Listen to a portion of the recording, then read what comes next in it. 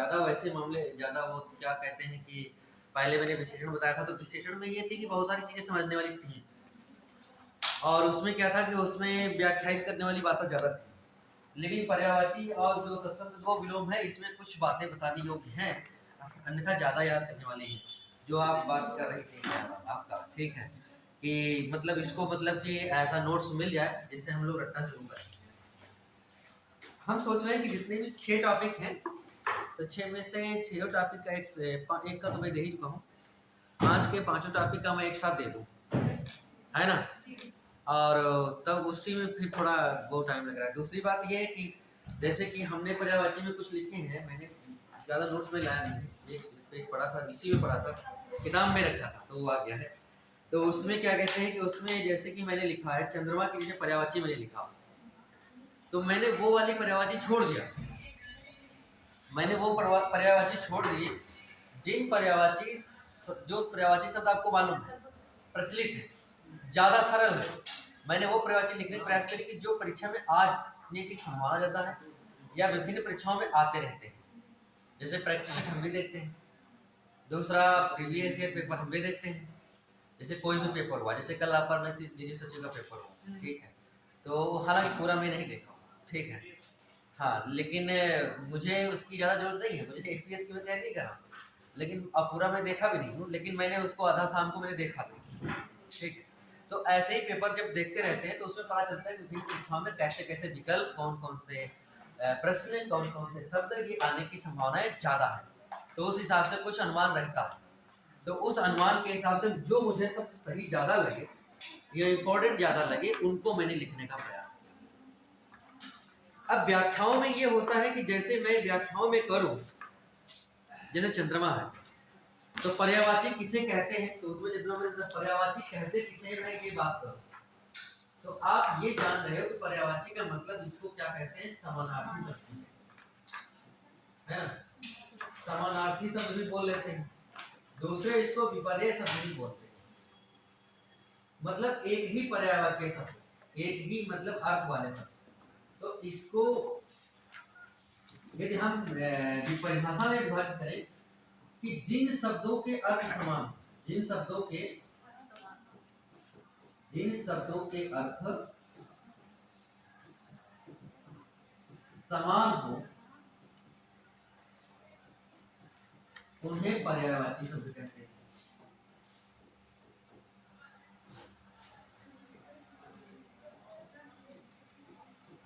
एक बात तो इतनी है, ये तो चलो ठीक है, ये पूछेगा भी नहीं, पूछने के लिए कुछ भी पूछ सकता है, लेकिन प्राय नहीं पूछेगा।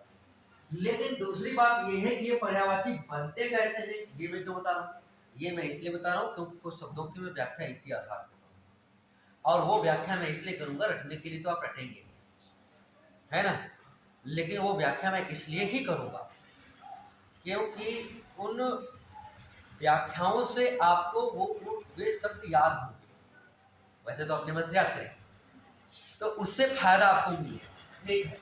तो अब पहली बात ये है कि पर्यायवाची बनते कैसे।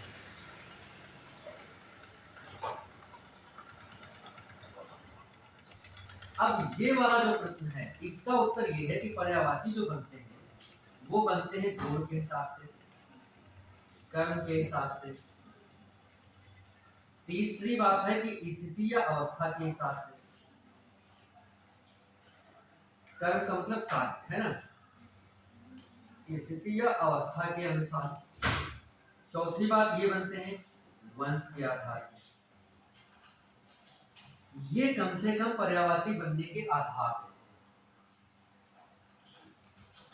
तीसरी बात ये होती है कि उनके गुण कर्म के आधार पे ही क्या कहते हैं कि उनमें जो बहुव्रीहि वाला कार्यक्रम होता है, बहुव्रीहि समास का, ये बहुव्रीहि समास बहुत से शब्दों को बना देता है, और ये जो बनाएगा बहुव्रीहि समास वो इन्हीं आधारों पे बना, इस आधार पे, इन आधारों पे, गुण कर्म या कार्य, स्थिति, अवस्था या वंश के आधार, ठीक है, इसके आधार पे क्या कहते हैं कि पर्यायवाची बनेगी। जैसे मैं एक उदाहरण लेता हूं, एक उदाहरण मैंने लिया, जैसे कि यहाँ पे लिखा है पवन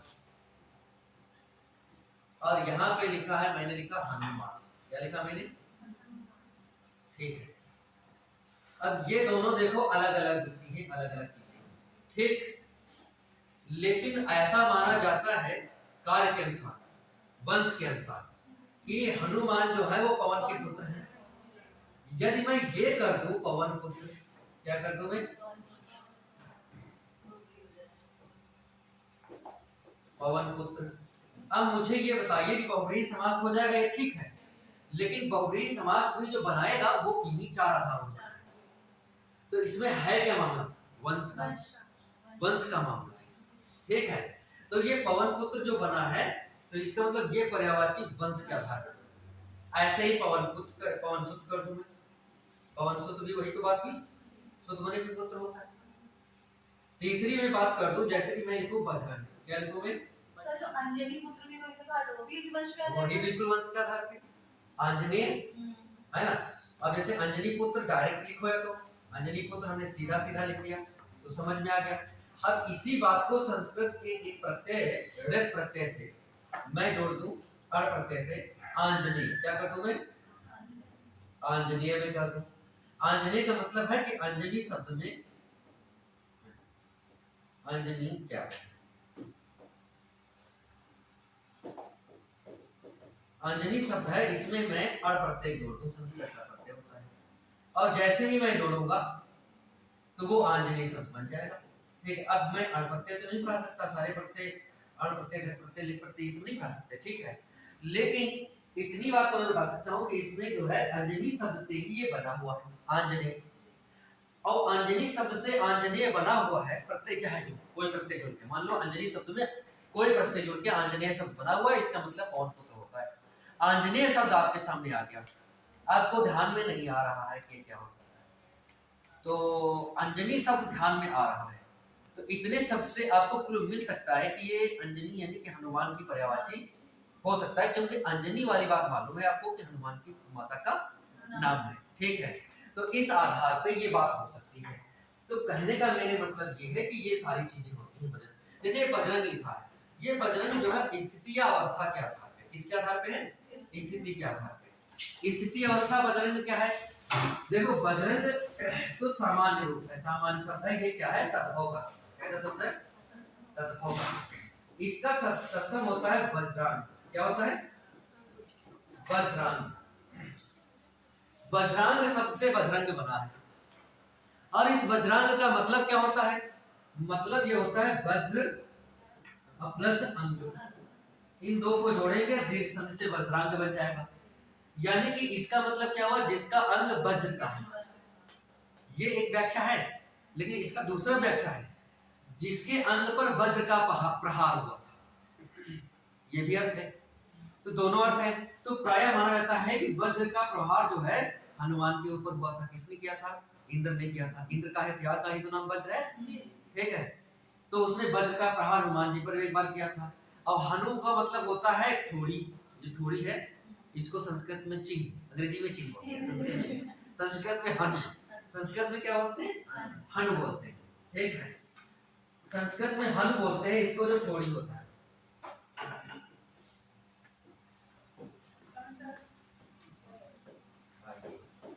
ठीक है, तो इसको अब इसी ठोड़ी पर प्रहार हो गया था इनके, ठीक है, तो इसीलिए इनका नाम हनुमान पड़ गया। और दूसरी बात, अब ये वज्र का प्रहार इनके अंग पर हुआ था, शरीर के अंग किसी पर, तो इसलिए वज्रांग हो गया। दूसरे ऐसा भी कहा जाता है कि इनका शरीर ही वज्र के समान है ना, तो इनके वज्र के समान होने के कारण वज्र का प्रहार होने पर भी कोई असर नहीं हुआ, तो वज्रंग वज्रांग शब्द है, वज्रांग मूल वज्र का अंग है जिसका हनुमान, लेकिन उसी का तद्भव क्या बन गया, बजरंग, लेकिन अर्थ दोनों का सेम होगा, क्योंकि तत्सम जैसे घर लिखा है या फिर ग्रह लिखा है, इनका अर्थ तो दोनों का समान है। तो बात ये, तो भाई तो मैंने क्या कहा कि जो पर्यायवाची शब्द होते हैं वो बनते कैसे हैं, वो उस शब्द का मतलब है कि जिन शब्दों का अर्थ एक जैसा समान हो तो पर्यायवाची होगा। वो पर्यायवाची बनते कैसे हैं, तो ये बनते हैं गुण के आधार पे, कर्म के आधार पे, स्थिति अवस्था के आधार पे, ठीक है, और वंश के आधार पे। अब जैसे कि गुण के आधार पे, जैसे कि बात कही जाती है कि महाबली है तो गुण के आधार पे, हाँ महाबली जैसे राम भक्त है ना, हाँ जैसे आपने कहा महाबली है तो महावीर भी कहा जाता है ना, तो महाबली बलवान महान है, महान बलशाली है, तो इसलिए महाबली का कहा गया, गुण के आधार पे गुण है इनके अंदर। वैसे महावीर है, वीर भी महान है, तो इसलिए गुण के आधार पे, है ना। तो ये सारी चीजें क्या है, गुण के आधार पे, कर्म के आधार पे, स्थिति के आधार पे, वंश के आधार पे बनते हैं। ठीक, विभिन्न संधियों को जोड़ करके या समासों के आधार पे, है ना। तो ये बनते रहते हैं और वो बनेंगे ऐसे ही इसी आधार पे। तो ऐसे ही मैं कुछ शब्दों की व्याख्या करूंगा, जितने शब्द बन पाएंगे। ठीक है, बहुत शब्द ऐसे भी होंगे जिनकी व्याख्या बहुत जटिल होगी, तो उनको सरलतम रूप बताएंगे, कठिन वाला रूप नहीं बताएंगे। थोड़ी व्याख्या हो जाएगी तो आपको आज समझने में सरल से याद करने में आसानी रहेगी। जैसे मैं आपको बता रहा हूं, जैसे मैंने राजा की पर्यायवाची लिखी, तो राजा तो सिंपल है, तो सबको मालूम है इसकी पर्यायवाची क्या करेंगे। एक लिखा है नृप, एक इसकी पर्यायवाची क्या होती है, दूसरी पर्यायवाची क्या होती है, नरेश, तीसरी पर्यायवाची क्या होती है, चलो नरेंद्र लिख दो, चलो अब लिखे तो लिख दो, भूपति है, भूपति, नरपति और भूपाल, ऐसे तो भोपाल, भूफल लिख, भोपाल और महिपाल, ऐसे तो महीपति,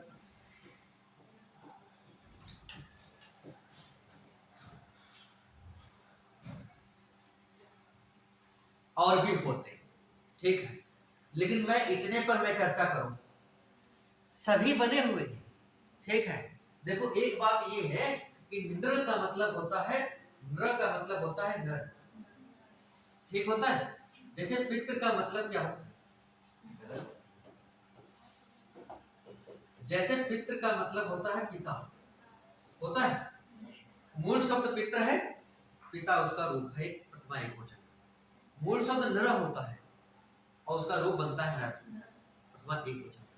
ठीक है, तो मूल शब्द में कोई चीज जुड़ती है तो प्रायः मूल शब्द में जोड़ दिया जाता है। तो नृ क्या हो गया, नृ माने मनुष्य, नर।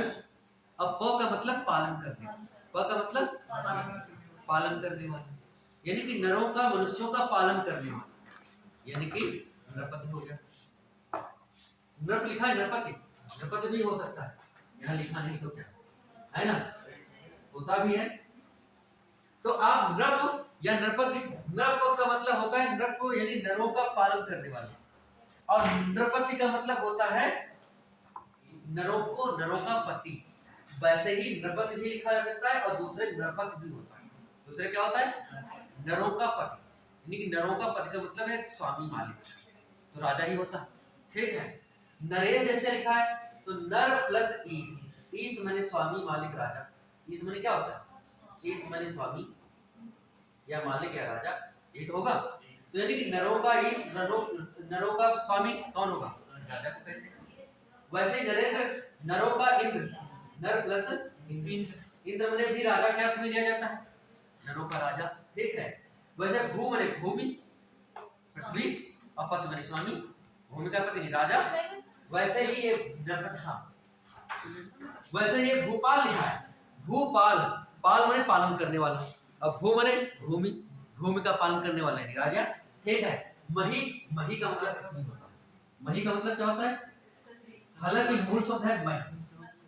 ठीक है, इसी से एक शब्द बना है महिला, क्या बना है, ला का मतलब होता है सुंदरता।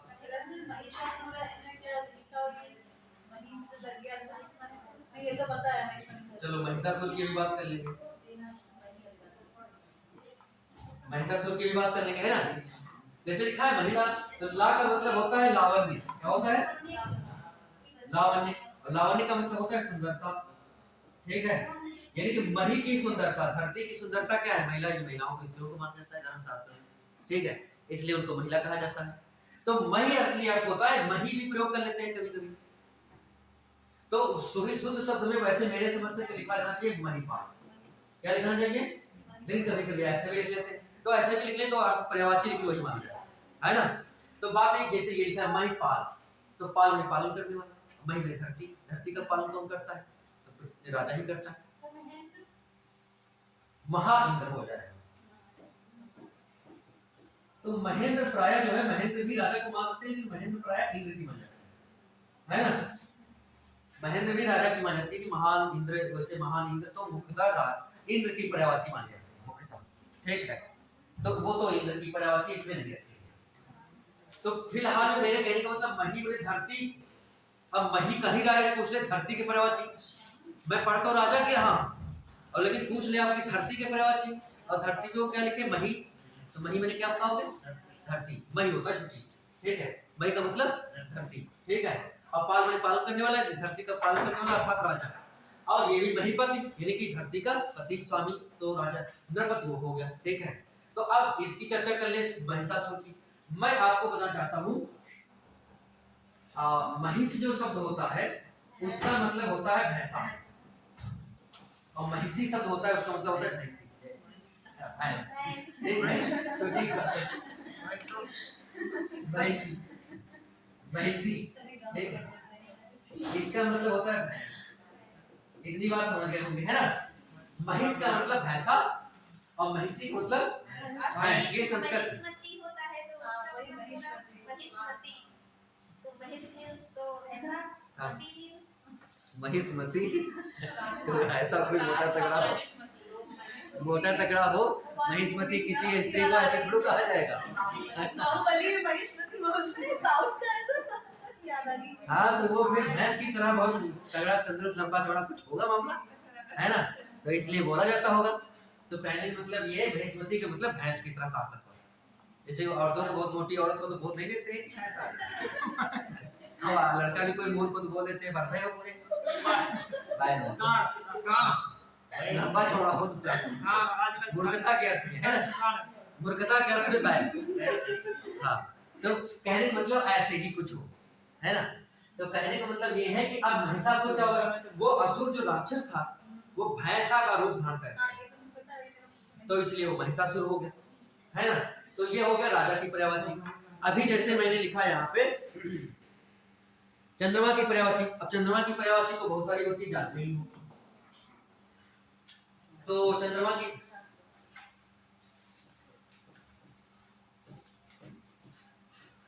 की पर्यायवाची में क्या हो सकता है, जैसे व्याख्या करने वाला, जैसे कि चंद्र हो सकता है, तो चंद्र की कोई व्याख्या नहीं, चंद्र तो सिंपल आती है, ठीक है।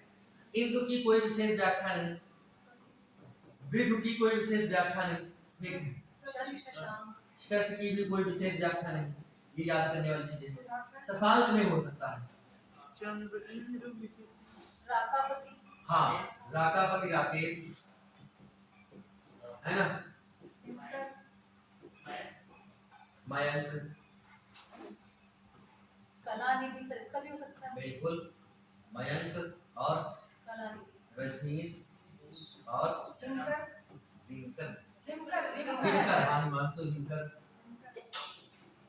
हिमांशु हिमकर, सुधांशु, हाँ सुधांशु, सुधा माने अमृत, ठीक है।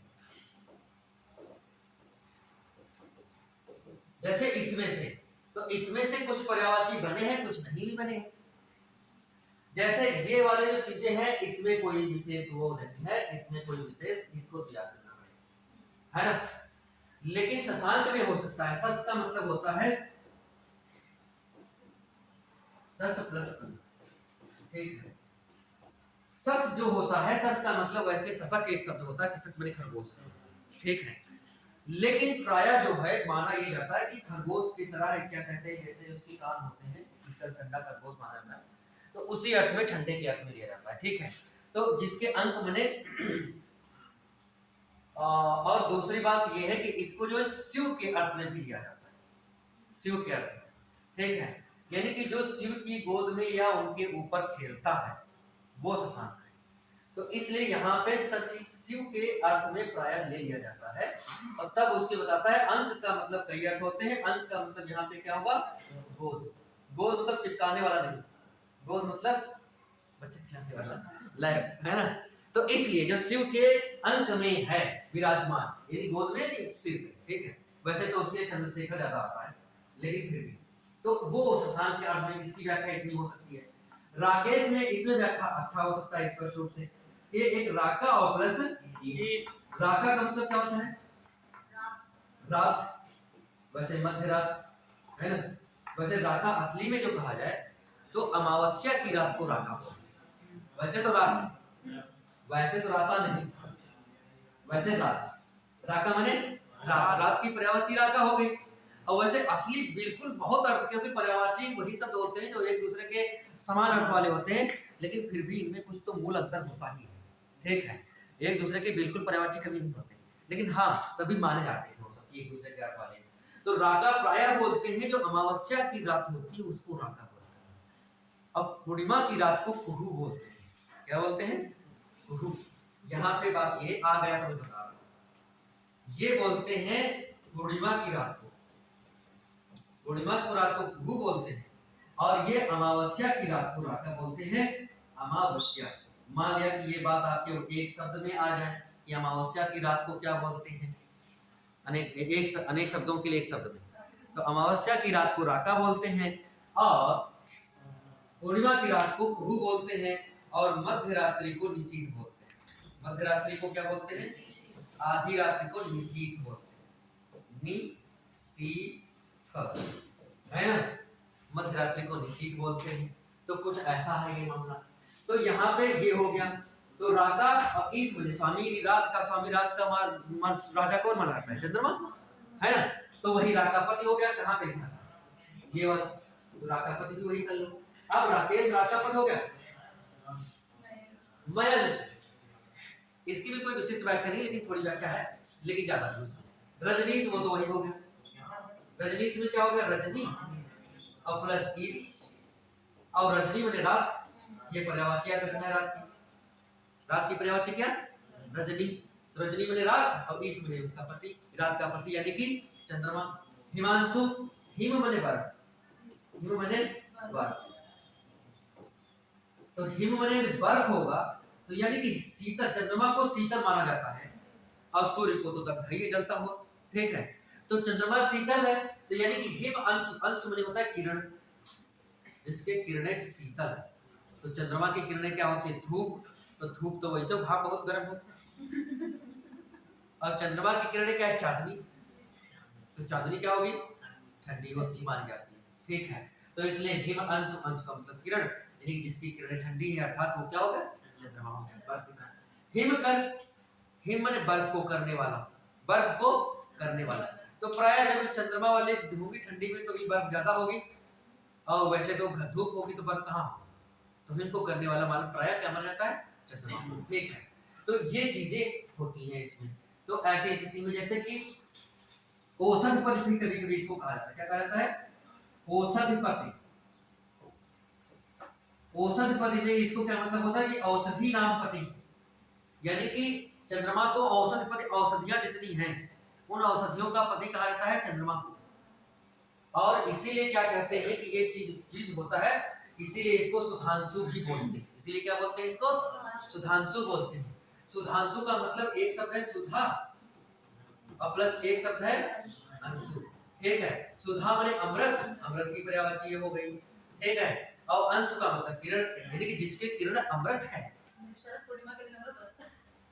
शरद पूर्णिमा के दिन भी अमृत बरसता है। प्रायः माना जाता है कि उसकी किरणें अमृत होती है, और वो इसलिए होती है क्योंकि माना जाता है कि सूर्य की किरणें यदि पड़े तो ठीक है, लेकिन चंद्रमा की किरणें जब तक औषधियां जो विभिन्न होती हैं, विभिन्न वनस्पतियां, औषधियां क्या, जितनी भी वनस्पतियां धरती पर है सभी औषधियां हैं, सब में कुछ न कुछ औषधियों का गुण पाया ही जाता है। ठीक है, तो इसलिए कहते हैं कि यदि उन पर चंद्रमा के प्रकाश ना पड़े तो उनमें औषधियों के गुण नहीं आ पाते। चंद्रमा की चांदनी पड़ना चाहिए, इसलिए चंद्रमा की चांदनी नहीं पड़ रही है तो उसमें वो गुण नहीं आ पाते, तो इसलिए उनको औषधियों का पति कहा जाता है। ठीक है, तो इसलिए इसको सुधांशु भी कहा जाता है कि इसकी अंशु यानी किरणों में सुधा यानी अमृत है ना। और अमृत क्या है? जो मरने ना दे। वैसे अमृत का मतलब तो ये होता है कि जो मरबे ना करे। ठीक है, लेकिन अमृत ऐसे ही मान लो कि जो मरने ना दे, और मरने ना दे तो समझ लो अमृत कर देगी तो अमृत हो जाएगा, है ना। तो औषधियां भी मरने से रोकती हैं व्यक्ति को। तो ये चीज हो गई। अब मैं आप दूसरा बताता हूँ आपको। तो विधु, और ये विधु का मतलब भी चंद्रमा होता है ना। और इंदु का मतलब भी चंद्रमा होता है। चंद्र तो जानते हो शशि में तो चंद्रमा होता ही है, ठीक है। तो ये हो गया। अब मैं दूसरी पर्यायवाची में बताऊं, जैसे लिखा है इसमें, जननी की पर्यायवाची बताओ। जननी यानी कि माता, माता हो गया, अंबा हो गया, अंबिका हो गया, और मैया हो गया, और माँ भी हो गया, और प्रसूव जन्मदात्री है ना, जन्मदात्री, जन्मदाता पिता हो जाएगा है ना, जन्मदात्री प्रसूव भी हो गया, और इसी तरीके से और भी बहुत सारे हो जाए। तो इसमें बात ये है कि जन्मदात्री, तो जन्मदात्री में तो व्याख्या हो सकती है जन्म को देने वाली, है ना। प्रसूव का मतलब होता है उत्पन्न करने वाली, प्रसूव देने वाली, है ना, उत्पन्न करने वाली। जननी का मतलब जनने वाली, पैदा करने वाली, ठीक है। और तो यार हाँ, जनयित्री भी होता है, जनयित्री, जन्मदात्री लिखा जा चुका है ना, जनयित्री में जन्म को देने वाली, ठीक है। तो ऐसे क्या कहते हैं कि ये सारे शब्द जो है माता की पर्यायवाची हो जाएंगे। अब मैं बात जैसे करूं पक्षी की पर्यायवाची, मुझे बताओ। विहग, खग, और नभचर, खगचर, नभचर, और खेचर, बिल्कुल सही बात है, खेचर। शकुन या शकुन, शकुन या शकुन भी बोलते हैं। द्विज भी पक्षी बोलते हैं, 2 बार जन्म लेने वाले। द्विज ब्राह्मण को भी कहते हैं, अंडज भी कहेंगे, अंडे को भी नहीं, दांत को कहते हैं। परिंदा पखेरु, हाँ, परिंदा पखेरु, इतने मतलब, हाँ परिंदा पखेरु तो हो, चलो ठीक है, परिंदा पखेरु भी। अब व्याख्या कर खाली लेते हैं, परिंदा हो गया, पखेरु जैसे कहते हैं उसके प्राण पखेरु उड़ गए। तब पखेरु किससे बना है? पंख से बना है, जिसके पंख हो पखेरु है ना। परिंदा पर से बना है, परिंदा पर नहीं मार सकता, ठीक है। हाँ, गगनचर, वही नभचर गगनचर है ना, गगनचर हो गया। जैसे पतंग भी दे रखा है, पतंग प्रायः पतंग की नहीं इसमें लिखा है सर ना, नहीं लिखा होगा, होता भी है, पर्यायवाची प्रयोग किए जाते हैं। पतंग की तरह उड़ने वाला, इस तरह हाँ, से इस तरह से है, लेकिन मूलतः वे शब्द नहीं लेंगे, ये तो विकल्प के आधार पे सही किए जा सकते हैं। समानार्थी के साथ। हाँ, तो उस हिसाब से, ठीक है। तो देखो एक बात आप समझने वाली बात है, तो पखेरु पंख से बना है, परिंदा पर से बना है। द्विज का मतलब क्या होता है? द्विज माने 2 और ज माने उत्पन्न होने वाला, जो जिस जन्म लेने वाला, जब ने जन्म लेने वाला है, उत्पन्न होने वाला, है ना, जन्म लेने वाला। 2 बार जो जन्म ले, तो इसके द्विज के 3 अर्थ होते हैं। एक तो ब्राह्मण के अर्थ होता है, इसका अर्थ ब्राह्मण होता है, क्या होता है? ब्राह्मण। दूसरा द्विज का मतलब दांत भी होता है, दांत।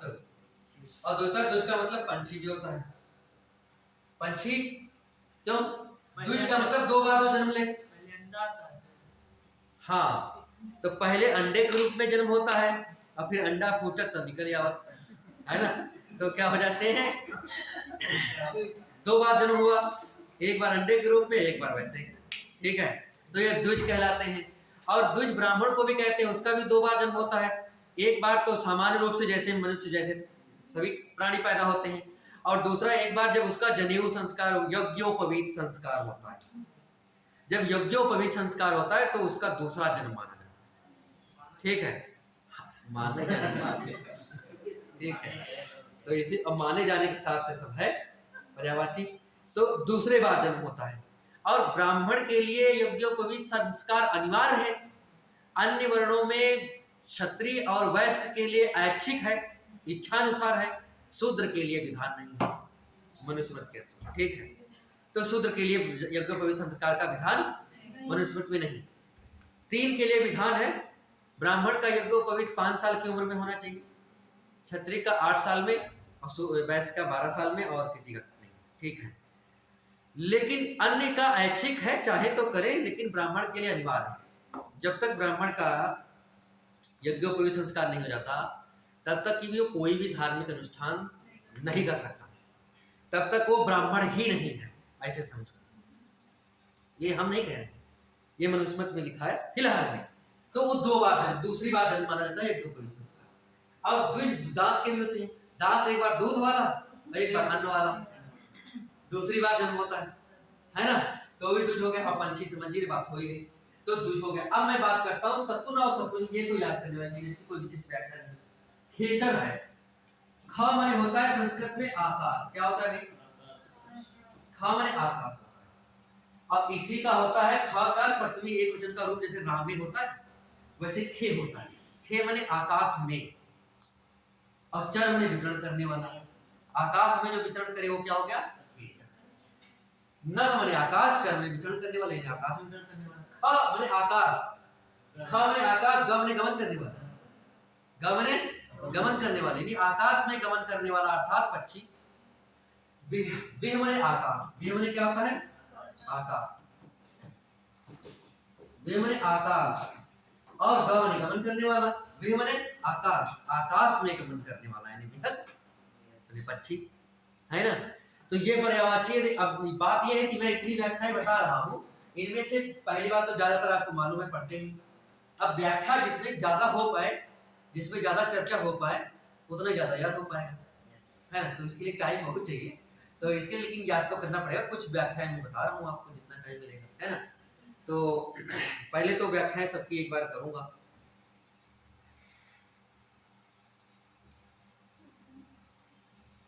जैसे मैं यमुना की पर्यायवाची बताता हूँ, सबकी, जैसे कुछ पर्यायवाची ऐसे शब्द हैं जिनकी सबकी व्याख्याएं संभव नहीं है, ठीक है, तो इसलिए मैं उनकी व्याख्याएं नहीं कर रहा हूँ।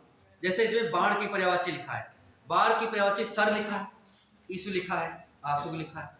तो आशुक की तो व्याख्या हो सकती है, लेकिन ईसु की और तीर की व्याख्या नहीं हो सकती है। तो आशुक का मतलब होता है आशु माने जल्दी, और गमन गमन करने वाला, जो बहुत शीघ्रता से चले, उसे आशुक कहते हैं, तीर, ठीक है। लेकिन सबकी व्याख्या नहीं। सायक मने भी तीर होता है, नाराज मने भी तीर होता है। अब दूसरी बात, जैसे कालिंदी है यानी यमुना, इसकी पर्यायवाचक को पूछते हैं। कालिंदी है, कृष्णा है, सूर्यसुता है, सूर्यपुत्री, श्यामा, है ना। मैं आपको इसकी बताता हूँ कुछ यमुना की पर्याय, और यमुना की पर्यायवाची प्राय आती ही है ना। देखिए, एक होती है कृष्णा, क्या होती है इसकी पर्यायवाची? कृष्णा। कृष्णा का एक अर्थ होता है द्रौपदी, कृष्णा का एक अर्थ क्या होता है? द्रौपदी। बात समझ रहे हैं? अब कृष्णा यमुना को भी कहते हैं, क्योंकि कृष्ण यमुना के किनारे थे, यमुना के किनारे रासलीला करे, तो कृष्णा हो गई। द्रौपदी की भी रक्षा कृष्ण ने की थी, तो भी कृष्णा कहलाए, ठीक है। तो कृष्णा का मतलब है कृष्ण से संबंधित, तो ये दो के लिए ज्यादा लिया जाता है। वैसे तो कृष्ण से संबंधित बहुत सारे हैं, पूरी दुनिया है, लेकिन दो के अर्थ में ज्यादा होता है, एक यमुना नदी के अर्थ में, और क्योंकि वहां कालिया दहन इत्यादि कुछ किया था ज्यादा, ठीक है। तो यमुना की रक्षा की थी कालिया से, कालिया जो है उसमें यमुना में रहता था, इसलिए कोई यमुना में जाता नहीं था। और कोई नदी है और नदी का पानी कोई पिए नहीं, है ना। जैसे कि कोई भी चीज, कोई पेड़ है, फल है, उसमें फल लग रहे हैं, उसका कोई खाने वाला नहीं, तो क्या मतलब। जैसे कि कोई घर में औरत आई है और वो जो बनाए उसको कोई खइबे ना करे, हम नाइकी बाई का बनावा, तो उसका खुला तिरस्कार है ना, उस औरत का खुला तिरस्कार है उस घर में, कहा बनावा ना खइबे। तो यार कोई होगा, किसी की आत्मा को दुख होगा कि नहीं होगा। तो वैसे यमुना थी, यमुना में कोई जाता ही नहीं था, वहां कालिया नाग रहता था अंदर, जौन जाए तो अपनी जान खोए, ठीक है। तो इसलिए जो है इसका मर्दन किया था, तो यमुना की रक्षा करी थी कालिया से। जब कालिया खत्म हो गया तो लोग यमुना जाने लगे, ठीक है। तो कहने का मतलब यमुना की रक्षा की थी, तो क्या हो गया, उसका नाम कृष्णा हो गया। और द्रौपदी की रक्षा की थी, वो तो आपको मालूम ही है, तो उसका क्या हो गया, उसका भी अर्थ वही हो गया। हमने कहानी है इसलिए सुनाई, कहानी सुनाने से ही याद होगा, किसी चीज को कोरिलेट करके पढ़ने से ही याद होगा, है ना। और वैसे तो रटने के लिए चाहे जैसे रटा जाए, इसको कोई बात नहीं है, ठीक। तो 10,000 गज बल थकियो और घाटियों ने 10 गज जी, है ना। तो कहने का मतलब ये है कि द्रौपदी की रक्षा करी थी और यमुना की रक्षा करी थी। इसलिए यमुना को भी कृष्णा कहते हैं और द्रौपदी को भी कृष्णा कहते हैं। तो एक पर्यायवाची तो व्याख्या ये हुई। और यमुना को क्या कहते हैं? यमुना को कालिंदी।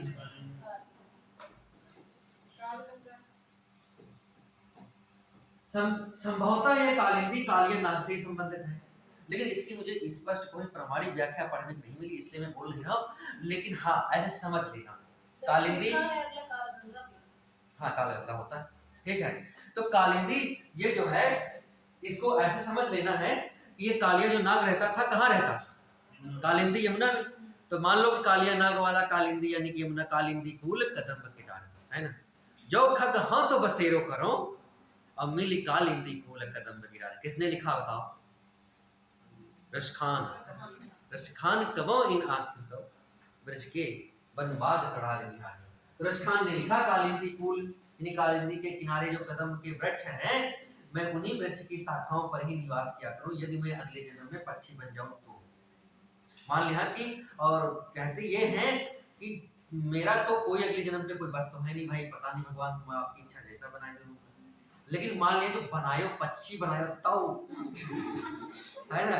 तो एक हमारी रिक्वेस्ट है, मान लिया हम कोई आर्डर तो दे नहीं सकते कि तो वही बनायो क्यों ना।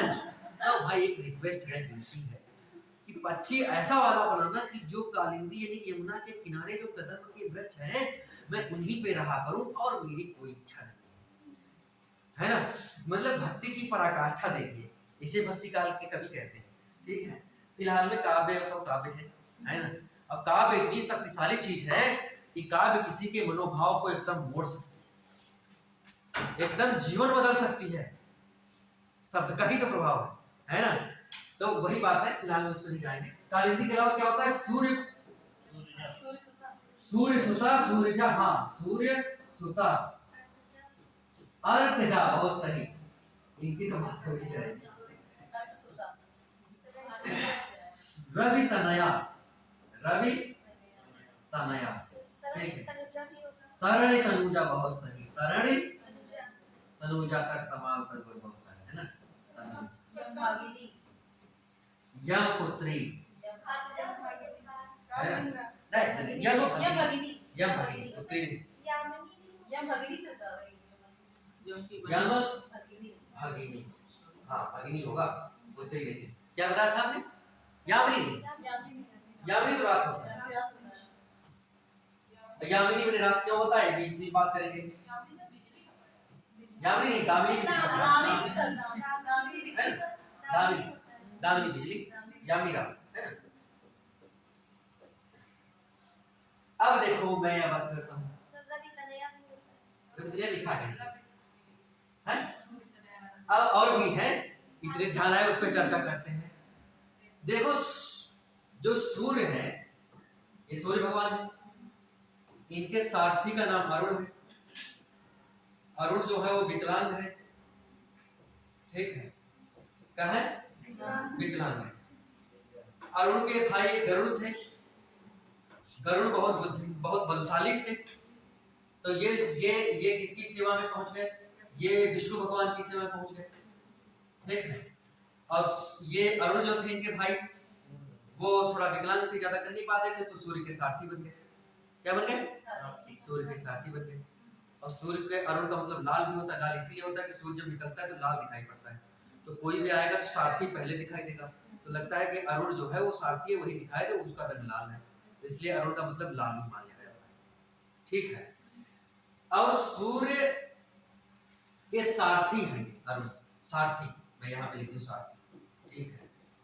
और सूर्य के पुत्र माने जाते हैं यम, और पुत्री मानी जाती है यमुना। अब सारी बात बनेगी। यम भगिनी जो बात थी तो बहन बन गई, भगिनी बने बहन, और जो ये बात थी सुता, सुता बने पुत्री, तो सूर्य सुता यानी सूर्य की पुत्री कौन है? कहाँ गया? यमुना, ठीक है। सूर्य की पुत्री यमुना नहीं हो गया। और वैसे ही लिखा है रवि तनया, रवि का मतलब है सूर्य, और तनया बने पुत्री, तनया बने पुत्र और तनया बने पुत्री। तनुजा, तरणि तनु, तरणि बने सूर्य, तरणि का मतलब क्या होता है? तरणि का मतलब सूर्य, नहीं हो गया। और तनुजा का मतलब होता है, देखो बात ये है कि तन से होता है, क्या होता है तन, तन माने होता है शरीर, तन माने क्या होता है शरीर। तो जो और ज माने उत्पन्न होने वाला, ज माने क्या होता है जन्म लेने वाला, उत्पन्न होने वाला। तो ज जोड़ेंगे तो बनेगा पुत्र तनुज। तनुज का मतलब तन से उत्पन्न, तन से जन्म लेने वाला, जो हमारे शरीर से जन्म लिया क्या होगा हमारा पुत्र होगा। और जब पुत्री होगा तो तनुजा, जा बड़ा लगा देंगे तो पुत्री हो जाएगा, लेकिन तन से उत्पन्न होने वाली है पुत्री। ठीक है, तो तनुजा का मतलब क्या हो गया पुत्री, यानी कि तरण माने सूर्य। एक तरणी शब्द होता है, तरणी का मतलब होता है नाव, तरणी का मतलब तरणी माने छोटी मात्रा होगी, तरणी माने सूर्य होगा। तरणी, तनुजा, तट, तमाल, तरवर, बहु, छाया, ये भारतीय परिचय ने लिखा। ठीक है, यमुनाक्षर में उन्होंने कहा कि तरण तनुजा यानी कि सूर्य की पुत्री यानी कि यमुना। तट माने तरण माने तनुजा यानी कि यमुना। तट माने के किनारे, यमुना के किनारे तरण तनुजा। तट, तमाल, तमाल माने वही तमाल के वृक्ष, कदम के टाइप में होते हैं तमाल के वृक्ष। और तरवर, तमाल के जो तरवर वृक्ष, यानी तमाल के वृक्ष। बहुत छाए में बहुत सारे छाए हुए जो बहुत सुंदर लग रहे हैं। ठीक है, तो ये बात हो गई, तरण तनुजा ये हो गया। रक्तनिया हो गया। अर्कजा बात करते हैं। अर्क माने भी सूर्य होता है, अर्क माने क्या होता है सूर्य, अर्क माने सूर्य। चंद्रार्क सुना है कभी आपने? चंद्रार्क का मतलब होता है चंद्रार्क, इसका मतलब चंद्र और सूर्य, इसका मतलब द्वंद्व समास है चंद्रार्क। अर्क एक वो भी होता है, अर्क मतलब वनस्पतियों का रस, उसको भी अर्क कहते हैं। ठीक है, लेकिन सूर्य को भी कहते हैं अर्क, अनेकार्थक शब्द है, उसके कई अर्थ हैं। तो अर्क यहाँ पे है, छठ पूजा होती है तो उसमें भी अर्घ अर्घ होता है, अर्घ को अर्घ दिया जाता है, अर्घ माने अर्घ दूसरा चीज। ठीक है, अर्घ ये अर्घ शब्द है। अर्घ क्या मतलब होता है देवताओं को जल दिया जाता है, इस प्रकार से उस पद्धति को अर्घ बोलते हैं। ठीक है, लेकिन अर्घ माने सूर्य होता है, अर्घ माने क्या होता है सूर्य। और अर्घ माने सूर्य और जा माने उत्पन्न होने वाली, यानी कि सूर्य से जो उत्पन्न हुई यानी कि उसकी पुत्री, यानी कि अब सूर्य की पुत्री कौन है? पुत्र जो है यम है, और पुत्री कौन है यमुना, तो इसलिए यमुना हो गया। तो ये यमुना और यम दोनों भाई बहन हुए, तो इसलिए यम भगिनी हो गए, इसकी बात हो गई है। यामिनी, यामिनी का मतलब वो, यामिनी का मतलब है यम और प्लस इसमें इनी पढ़ते हैं, यम संस्कृत में और इनी पढ़ते हैं। ठीक है, इस ये जो जुड़ता है तो इसका मतलब होता है कि रात्रि से संबंधित। तो ऐसा प्राचीन काल में माना जाता है कि मृत्यु जो होता है, जैसे यम कौन है यमराज यानी कि काल, और मृत्यु प्रायः जो है प्राचीन काल में ऐसा माना जाता है कि रात्रि में ही वो आते थे लेने के लिए। आज जमाने में दिन दहाड़े आ जाते हैं। ठीक है, कोई दिक्कत नहीं, से सेकंडों में आते हैं, कभी भी कहीं भी। हाँ, तो कहने का मतलब है कि आज जमाने कोई बात ना है, प्राचीन काल में माना था अपने सोते हुए। अभी यमुना नदी में कहते हैं भाई बहन अगर स्नान करे तो अजर होगा। हाँ भाई बहन, हाँ मानता है बहुत सारी, है ना, मानता है बहुत सारी, तो ऐसा होता है। तो फिलहाल में भाई बहन तो जातना है ज्यादातर, तो जाया क्या चाहिए ऐसा थोड़ा जाते हैं सभी। नहीं मैं ये नहीं कह रहा हूँ, मैं ये बिल्कुल नहीं कह रहा, मैंने ये भी कहा कि लोग जाते भी हैं, मैंने ये भी कहा, लेकिन जाने का मतलब है कि कम जाते हैं। मेरे कहने का मतलब ये है कि कम जाते हैं, है ना, तो ये नहीं है कि कोई जाता ही नहीं है। अब कम जाते हैं, और कम का जाते हैं कि मतलब कोई हमारे पास रिकॉर्ड भी नहीं है भाई ज्यादा भी जा सकते हैं। तो कहने का मतलब एक प्रचलन में बात जो कहावत है वो है ना। तो ये हो गया। अब दूसरे के हम लोग समझते हैं। ठीक है, जैसे मछली का मैंने लिखा है, लेकिन इसमें समझने वाली ज्यादा नहीं है। मछली में जैसे लिखा है मीन, मत्स्य, मकर, सफरी, झस। ठीक है, झंडा का भी है केतु, पताका, ध्वज, निशान, ये भी नहीं।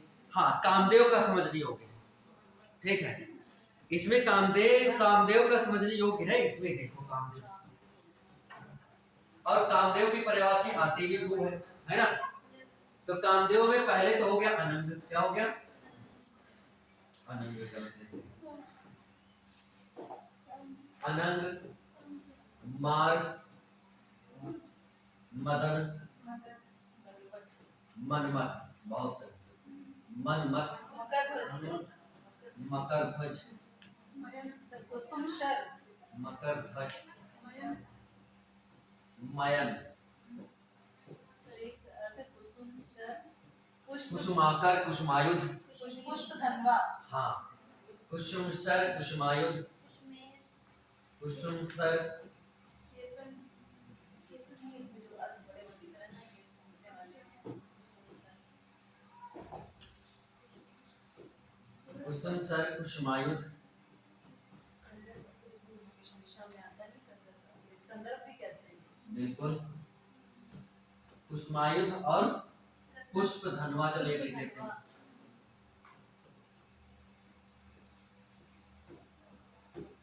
और स्मर से लिखा है, स्मर आदि कशुमेश होता है। अभी एक बताया था वो बहुत इम्पोर्टेंट है, मनोज भी होता है लेकिन एक अभी बताया था कोई, कंदर, कंदर, मनोज, ये काफी काफी परीक्षाओं में आता है।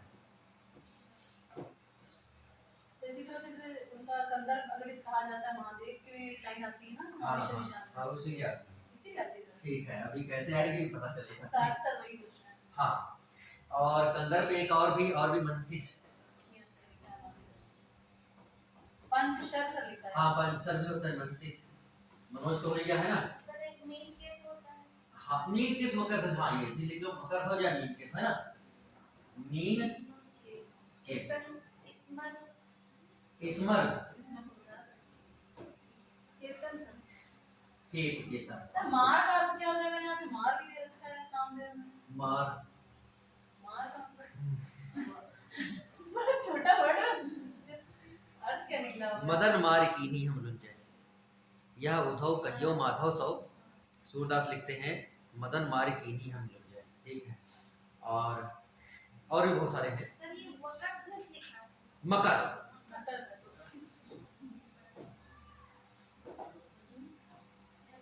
पर्यायवाची बहुत अच्छी चीज है, और पर्यायवाची हम पढ़े तो पूरा धर्मशास्त्र हो जाएगा।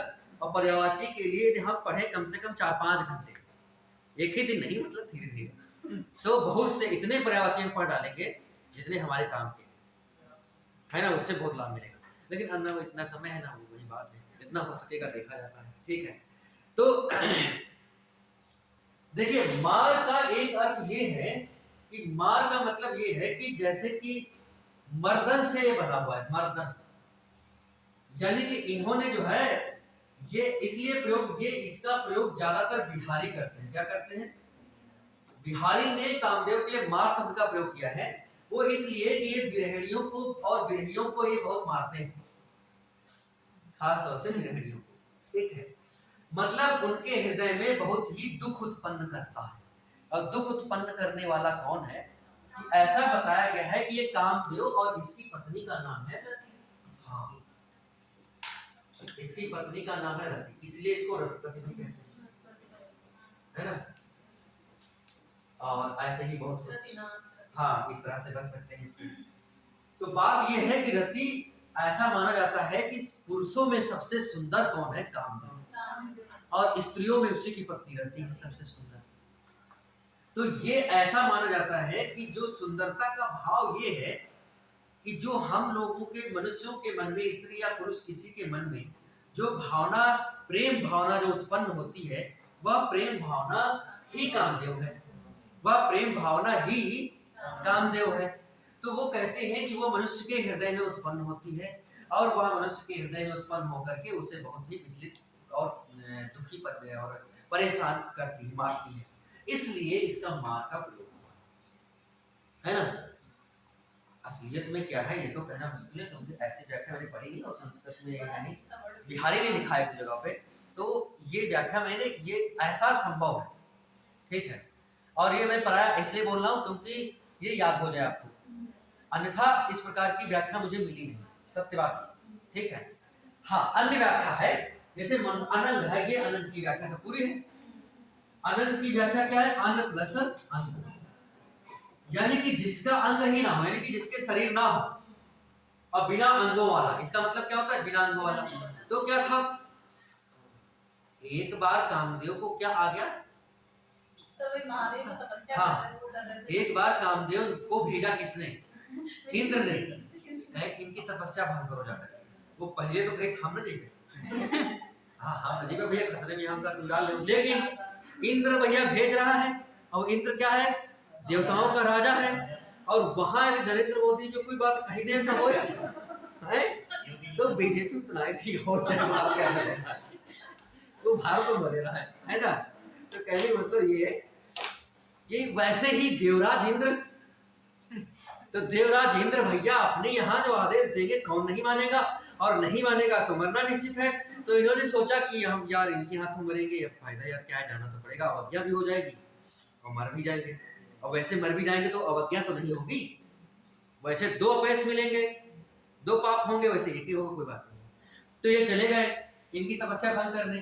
तो उन्होंने बहुत प्रकार की क्या कहते हैं कथा जानते हो, बहुत संक्षेप में बात होती है, ठीक, उसी से इसके सारे पर्यायवाची भी निकल आएंगे, ठीक है।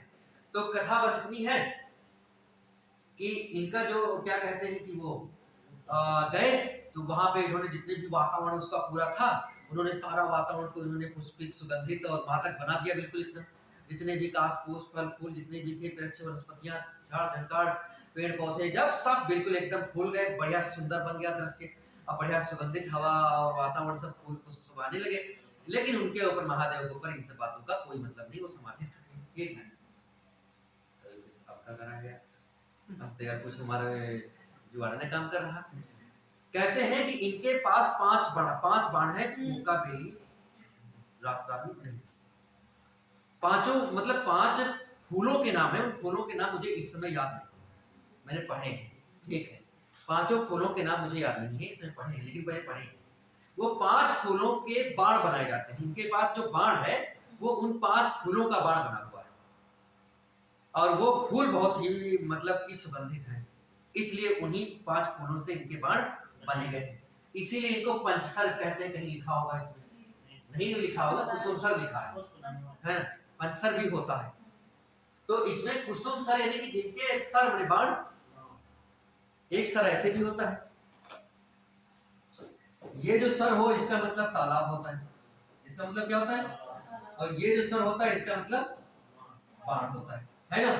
तो ये वाला सर है, तो कहते हैं कुसुमासर यानी कि जिस कुसुम सर, जिसके कुसुम के बाण हो। तो इन्होंने क्या किया कि वो 5 फूलों के जो बाण इनका पंच सर था, कुसुम सर, उसको इन्होंने क्या कहते हैं कि चढ़ाया और भगवान शिव के ऊपर छोड़ दिया। और जब छोड़ दिया, जब बाण लगेगा तो यार तो फिर आहत होगा ही आदमी, देखी आंखें खोल कौन, और जैसे वो आंखें खोली ना कि बस वो राख हो गई। जब राख हो गई तब इनकी कहानी खत्म। तो व्रती श्राप वाली बात तो दूसरी है, ठीक है, हाँ वही वाली बात इसी में है। तो रति जब है देखा, रति को बहुत दुख हुआ, भाई होना ही था, उसकी धर्म पत्नी थी।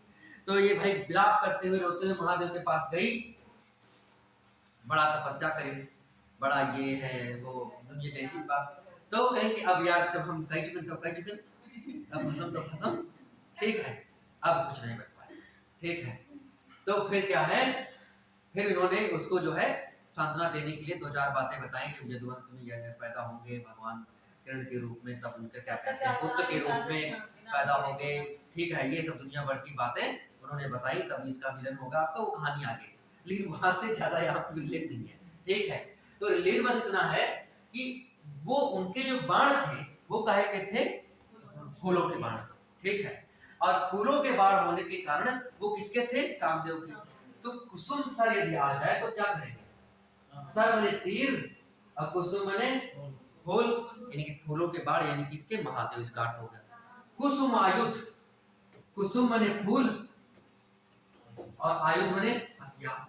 आयुध का मतलब आयुध, इसका भी याद रखना है, आयुध का मतलब क्या होता है, हथियार। यानी कि जिसका हथियार फूलों का हो, तो किसका हथियार फूलों का है, कामदेव का। तो कामदेव का हथियार फूलों का है, तो इसलिए कौन हुआ, कामदेव। कुछ धनुआ, जिसका धनुष फूलों का है ना, या जो धनुष पे फूल धारण करता है, तो कामदेव हो गया। अब दूसरा मकर ध्वज करते है ना। मकर ध्वज का मतलब ये हो गया, मकर का मतलब मछली। ऐसा है कि उनके रथ की जो ध्वजा है उसका चिन्ह मकर यानी कि मछली क्या का कैसा है, मछली ही है, मतलब बिल्कुल मछली ही मान लो, ठीक है। तो इसका कहते हैं कि जिसके ध्वज पर मछली है बनी हुई, है ना। जैसे हमारे चिन्ह पर, हमारे ध्वज पे अशोक चिन्ह होता है, चक्र, वही मछली है जिसके ध्वज पर। तो जिसके ध्वज पर मछली है वो क्या हो गया, मकर ध्वज। और मीन का भी मछली होता है। अब केतु माने क्या होता है, केतु माने भी झंडा होता है। झंडा कहो, पताका कहो, ध्वज कहो, केतु कहो, बात एक ही तो है। तो केतु का मतलब भी झंडा होता है, केतु माने झंडा, ध्वज माने झंडा, पताका का मतलब भी झंडा होता है ना। तो मीन माने मछली, मकर माने मछली, मकर माने मछली, मीन माने मछली, झस माने मछली, सफरी माने मछली होता है ना। तो ये सारे मछली के अर्थ है। तो जिसके ध्वज पर केतु पर मीन है यानी कि मकर मछली है, तो वो होगा किसके पर, कामदेव पर। तो कामदेव अर्थ हो गया, ठीक है। अब बात है मनमथ। मनमथ का मतलब होता है मन में जो उत्पन्न हो जाए। कौन मन किसमें उत्पन्न हो जाता है, मन में। जो मन में उत्पन्न हो जाए उसे कहते हैं मन। और मथ का मतलब होता है मन को मथित कर देने वाला, मन को भ्रष्ट कर देने वाला, मत देने वाला, मनमथ, ठीक है। मन माने मन और मत माने मथने वाला, यानी कि मन को मत देने, मन को ही भ्रष्ट कर दे, मन चकरिया जाए, समझ ना आया का करी का ना करी, सही है कि गलत है ना। तो वो मनमथ हो गया। मनमथारी कहा गया है, प्रसिद्ध प्रसिद्ध प्रभो मनमथारी, है ना। तो मनमथारी का मतलब मनमथ के अरी। मनमथ कौन है, कामदेव, और अरी कौन है, दुश्मन, यानी कि माना जाता है महादेव शिव। मनमथारी मैंने क्या हो गया, शिव हो गया, है ना। तो ये हो गया मयन। मयन देखो इसकी कोई विशिष्ट व्याख्या में मिलेगी, तो मयन को आपको याद रखना, मयन, है ना। दूसरी मदन, यानी कि हमारे मद को, वैसे तो कहा जाता है कि उसमें मद नहीं था इसलिए मदनो कहा गया, मद नहीं था, मद माने अहंकार, सुंदर है फिर भी अहंकार नहीं, लेकिन ऐसा नहीं है। मद होने के बाद भी था, लेकिन माना ही जाता है कि उसमें मद नहीं होने के कारण मदन हो गया, ठीक है। ऐसे ही कंदर्प हो गया, जिसने अपने दर्प को मतलब कि समाप्त कर दिया। दर्प माने अहंकार, इसी अर्थ में मदन में जिसके अंदर मद ना हो। अब कंदर्प माने दर्प, यानी वो दर्प माने भी तो अहंकार घमंड होता है, तो जिसके अंदर दर्प ना हो, ठीक। तो ये हो गया स्मर। अब स्मर वाली बात ये आ गई, जो अपने अंदर मन में होता है और जैसे ही स्मरण करोगे उत्पन्न हो जाएगा। जैसे उटपटांग बातों का स्मरण करोगे तो मन में तुम्हारे विभिन्न प्रकार के विचार आने लगेंगे, ठीक है। तो इसलिए इसको स्मरण कहा गया। अब बात आई मनोज और मनसिज की। मनोज का मतलब होता है मनः प्लस ज, यानी कि मन में जो उत्पन्न हो जाए। तो मन में कौन उत्पन्न हो जाता है, यही भावना, जो हमारे अंदर की भावना होती है वही तो कामदेव है। ये तो बाद में कहा गया कि मतलब कामदेव जो पुरुष था वो तो ठीक था, लेकिन जो हमारे अंदर मन के जो भाव होते हैं, प्रेम वाले, प्रेमयुक्त भाव, वही तो कामदेव है। तो जो वो कहाँ उत्पन्न होगा, मन में। तो इसलिए कहा मनोज, मनोज का मतलब जो मन में उत्पन्न हो जाए वो कामदेव है। तो मनोज का मतलब कामदेव। मनसिज, मनस प्लस ज, मनसी, मनस प्लस ज। मनस का मतलब होता है, ये मनस शब्द का सप्तमी एक वचन का रूप है, और उसका मनस का मतलब होता है मन में, जब मन उत्पन्न हो जाए, जन्म ले, जो मन में जन्म ले बात वही है। मनसिज का मतलब जैसे होता है सरसिज, सरसी और प्लस जो। सरस का मतलब होता है तालाब, क्या होता है, जो तालाब में उत्पन्न हो, तो कमल के लिए होता है। तालाब में जो उत्पन्न हो किसके लिए होता है, कमल के लिए होता है। तो सरसिज, मनसिज, तो ये होगा केतन। केतन जो है, मेरे हिसाब से तो केतन जो है उसका कोई विशिष्ट अर्थ नहीं कर रहा है, ठीक है। तो यहाँ पे कोई इसकी विशिष्ट व्याख्या नहीं, केतन आपको याद रखना है, ठीक है। तो मेरे ख्याल से इसमें जो बातें हुई हैं, ये इतनी बातों में आपको बहुत सारी बातें जरूर याद रहेंगी, ठीक है। सहायता मिलेगी आपको याद करने में। रतिपति वाली तो कहानी आप जानते हैं, उसमें कोई बात नहीं। अब हम बात करते हैं अर्जुन की पर्यायवाची। किसकी पर्यायवाची, अर्जुन की पर्यायवाची बात करते हैं। अर्जुन की पर्यायवाची में क्या हो जाएगा,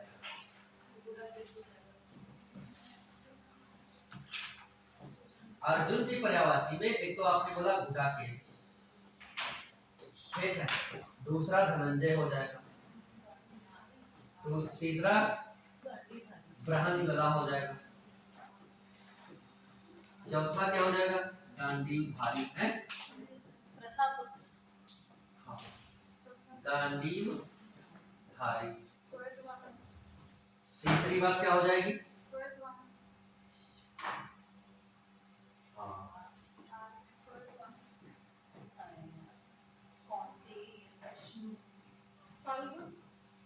बिल्कुल। पुरुष शर्व ये सर इसका अर्थ क्या होगा? पुरुष शर्व ये अर्जुन में कौन सी बात? क्या क्या कहा? पुरुष शर्व सर लिखा है। पुरसी? पुरुष पुरुष पु और रा और षटकोण वाली शा और फिर षटकोण वाली शा सर दो बार है। पुर और षटकोण वाली शा फिर षटकोण वाली शा उसके ऊपर रा लगी है सर फिर भा है। पुरसर यस सर पुरुष पुरसरसर लिखा है। पुरसरसर सही लिखा है? यस सर ऐसे ही लिखा है सर तो ये रू होना चाहिए। पता नहीं सर इसमें लिखा है लेकिन पुरस लेकिन पुरस पूछा यस आईएएस तो क्वेश्चन में आईएएस में आया 2016 में। चलो देखिए, वैसे तो हमें रू आ रहा है ना, इसमें लिखा मेरे यहाँ से ठीक है।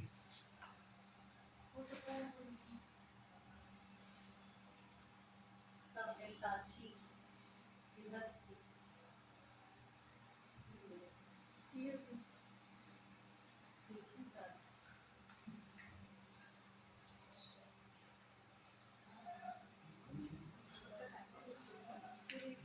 पुरुष ये बन रहा है, पुरुष पुरुष तो नहीं उसका बन रहा। मिसप्रिंट तो गलत है चलो अभी देखते हैं, पहले अपनी बात करते हैं।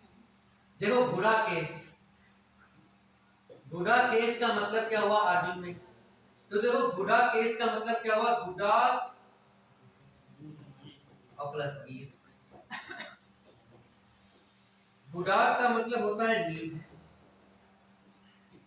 ऐसा तो एक पर्यायवाची इसकी बड़ी पूजा की है, ये तो छूट ही गई सब साक्षी तो है ना?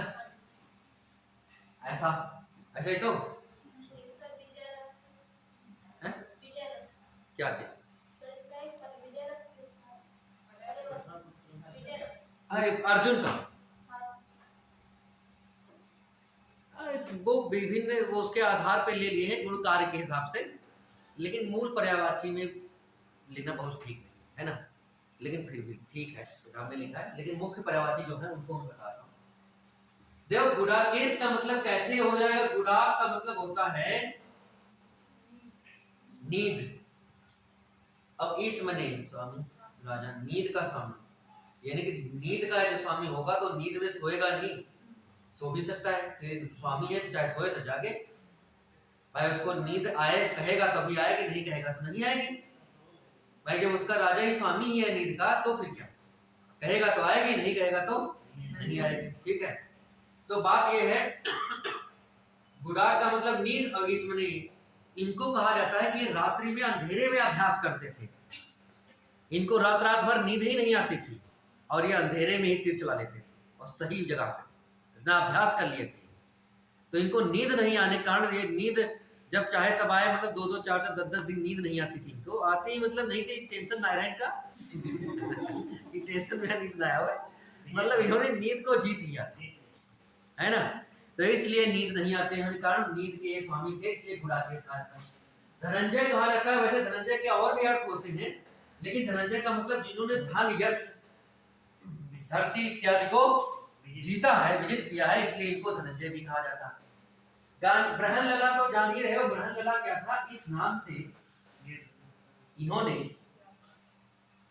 वो किन्नर रूप धारण किया था। किन्नर क्या बोलते हैं? थर्ड जेंडर है ना। थर्ड जेंडर का मतलब ये है कि किसी उस महिला को क्या बोलते हैं? शिखंडी भी बोलते हैं, लेकिन सामान्य प्रचलन में शब्द कौन सा आता है? हाँ मान लो इस तरह से, ठीक है। नहीं, इसके लिए एक और शब्द है, मुझे ध्यान नहीं आ रहा। छक्का अरे तो छक्का छुआ लगा, वो तो नहीं समानार्थी निकाल ले। नहीं समानार्थी वो भी है, लेकिन एक शब्द और होता है बहुत अच्छा। चलो कोई बात नहीं।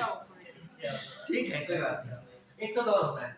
तो ये जो तीसरा जेंडर होता है ना, कि मतलब अपना भेष छिपाने के लिए इन्होंने क्या किया था, ऐसा था। और भेष इन्होंने छिपाया था अर्धनारीश्वर रूप में, है ना, मतलब कि स्त्री पुरुष ना, आधी स्त्री है आधी पुरुष भी है, ऐसे रूप में, ठीक है। तो अर्धनारीश्वर रूप में इन्होंने क्या किया था, इन्होंने किन्नर भेष धारण कर लिया था, है ना, वही वाला। तो कहने का मतलब है कि ना तो ये स्त्री पुरुष थे, ना तो पुरुष थे, ना स्त्री थे, ये स्त्री भेष वाले किन्नर थे, स्त्री भेष वाले। क्यों थे? जो राजा विराट थी उसकी पुत्री का नाम था उत्तरा, और उनको भाई छुपना था अज्ञातवास में, मतलब 12 वर्ष का वनवास। तो वनवास में जंगल में रहा कोई बात नहीं, और अज्ञातवास 13वां साल। 1 साल जंगल में रहो चाहे जहां रहो, लेकिन खोजो पर मिलो ना ढूंढे, और जो मिल गए तो फिर 12 साल प्लस 13वां साल अज्ञातवास। तो ज्ञात नहीं, उसमें कोई पता ना लगाए पावे तुम्हारा, ऐसे तुम रहो। तो अज्ञातवास के समय ये लोग कहाँ गए, फिर जंगल में जहाँ रहते थे वैसे जंगल बिताए, और फिर वहाँ ढूंढे, कोई मतलब नहीं है। 13वें वर्ष में फिर राजा विराट के यहाँ गए थे। तो सभी ने, किसी ने रसोइये के रूप में, किसी ने क्या कहते हैं उनके मनोरंजक जुआ खिलाने वाले के रूप में, किसी ने खाना बनाने वाले के रूप में, किसी ने घोड़े देखने वाले के रूप में, ऐसे विभिन्न काम पकड़ा। अर्जुन ने क्या किया, अर्जुन को एक बार वहाँ गए थे, कहाँ, स्वर्गलोक में, बड़े सुंदर लगे। तो मेनका नाम की अप्सरा थी ना, तो उसने इनके मोहित हो गई। तभी कहीं नायना हम विवाहित है ना, ठीक है। तो इनको उसने श्राप दे दिया। किसने? इनको इसने श्राप दे दिया, बिल्कुल। और तो श्राप दे दिया, मेनका ने कहा तुम नपुंसक बन जाओ, ठीक है। तो अब भाई ये बहुत परेशान हुए, तो ये इंद्र के पास गए। क्यों? 2 बात, एक तो ये इंद्र के पुत्र भी थे संभवतः, और दूसरे इंद्र के भाई, वहां यदि कोई भारत में कोई घटना घटित होगी तो भारत का जो संविधान, राजा न्यायपालिका होगी, वही तो न्याय देगा। तो घटना ये स्वर्गपुरी की है, तो भाई वहां का राजा वही तो इस पे न्याय दे सकता है। तो एक तो पुत्र होने के नाते इंद्र के पुत्र थे अर्जुन, और दूसरे राजा भी थे, न्याय वही करेंगे। तो भाई गए उनके पास, कहीं पिताजी ऐसी सी बात है, और तो इन्होंने ये दे दिया। तो उन्होंने कहा तो बुलवाया जाए। तो उन्होंने कहा तुमने क्यों किया ऐसा? तो कहेंगे तो वापस लीजिए। तो फिर वापस हो ही नहीं सके, कम कर सके थे। तो कम करने का मतलब ये है कि 1 साल तो नपुंसक आपको रहना ही पड़ेगा। कितने साल? 1 साल। 1 साल आपको नपुंसक रहना ही पड़ेगा। और इतनी बात और भी है कि आप जब से चाहे तब से 1 साल मनाइए, मतलब तब से गिना जाए कि आज से हम नपुंसक रहेंगे। तो आज जैसे कोई प्रण करता है कि आज से हम ब्रह्मचारी रहेंगे, तो आज से ब्रह्मचारी रहेंगे, वैसे आज से नपुंसक रहेंगे, तो आज से 1 साल तक नपुंसक, उसके बाद सही। तो कहीं चलो ठीक भाई, अब तो बहुत हुए तुम्हारे लिए, तो भाई चले। तो उसके लिए ये सब चलता रहा। वो गए क्या लेने, गए थे अपने पिता के पास ये कुछ सीखने, विद्या सीखने और अस्त्र से कुछ लेने गए थे, ठीक है। तो वो कहानी है, लेकिन उसकी बात नहीं। फिर हुआ क्या, तो ये उस समय जब विराट के यहाँ छिपना था, तो इन्होंने कहा यही समय है वो 1 साल काटने का। 1 साल के लिए हम नपुंसक बन जाते हैं। और राजा की, और वहां गए थे तो वहां इन्होंने कुछ नृत्य विद्याएं सीखी थी, है ना। तो नृत्य विद्याएं सीखी थी, इनको मालूम था। तो राजा से कहा कि हम जो है नृत्य विद्या हम सीख लेते हैं, और हम किन्नर हैं। तो राजा ने कहा तो ठीक है, कोई बात नहीं। तो उसकी पुत्री थी, तो पुत्री ने उनका पढ़े लिखे राजा महाराजन के, राजा और राजकुमारी के काम तो होता रहे। तो कहेंगे यही में कुछ काम हम कराएं, जिसमें मन लगे काम वो करें, जिसमें मन लगे, ठीक है। जबरदस्ती कोई नहीं काम। तो इनका कहीं चलो यही सिखाया करो। तो सिखाने का काम करने लगे। तो जब सिखाने का काम करने लगे तो राजा पूछे तुम्हारा नाम का है? तो भाई किन्नर रूप में बने हो, ट्रांसजेंडर तो हो, नाम तो कुछ तो रखे होते हुए, तो कुछ नाम बताएं। तो नाम क्या बताएंगे? ब्रह्मलला, ठीक है कि हमारा नाम ब्रह्मलला, ठीक है। हम बढ़िया डांस सिखा लेते हैं, डांस कर ले, डांस करके दिखाई नहीं है, डेमो तो देवे करेंगे। तो कहने मतलब ये है कि इन्होंने जो है फिर 1 साल तक पढ़ाया, 1 साल तक नपुंसक ले, और इस नाम से, है ना, तभी इनका पर्यायवाची। आप देखो गांडीव जो है धनुष का नाम है। गांडीव क्या है? यही कोई पूछ सकता है। उसमें अनेक शब्दों के लिए एक शब्द में अर्जुन के धनुष का नाम था। अर्जुन के धनुष को कहते हैं। तो अर्जुन के धनुष का क्या नाम है? गांडीव, है ना। तो अर्जुन के धनुष का नाम है गांडीव, ठीक है। तो सारंग मेरे ख्याल से नाम है राम के धनुष का नाम है ना, शिव के धनुष का नाम है पिनाक मेरे समझ से, ठीक। वैसे ही इनके धनुष का क्या नाम है, गांडी। अर्जुन के धनुष का नाम गांडी। तो गांडी इन्होंने धारण कर लिया, ठीक है। और धारण करते थे तो धारण करने वाले हो गए गांडी धारी हो गए, तो सीधा सीधा है, ठीक है।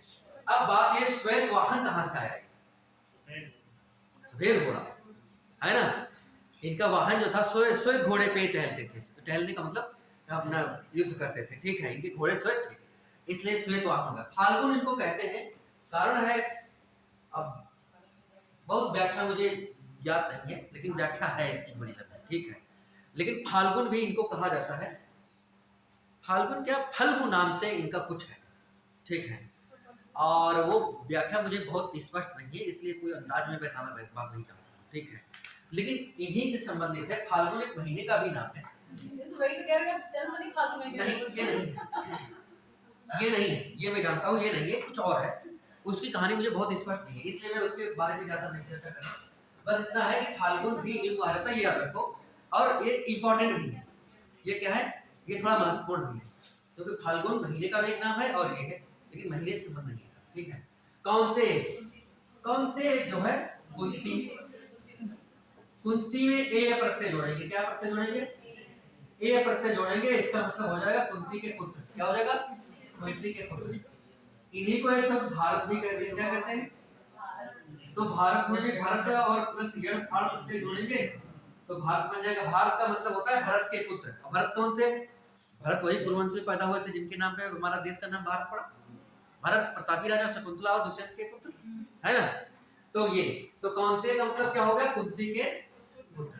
कुंती में ए प्रत्यय जोड़ेंगे तो शब्द क्या बन जाएगा, कौनते, ठीक है। तो ये कौनते पाठ, ये मिल गया। चलो कोई बात नहीं, बाद में देखेंगे।